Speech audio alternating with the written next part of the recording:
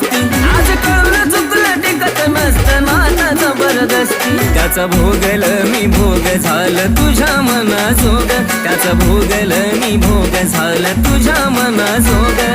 भेटल साथीदार नक्की आशिष पेक्षा भला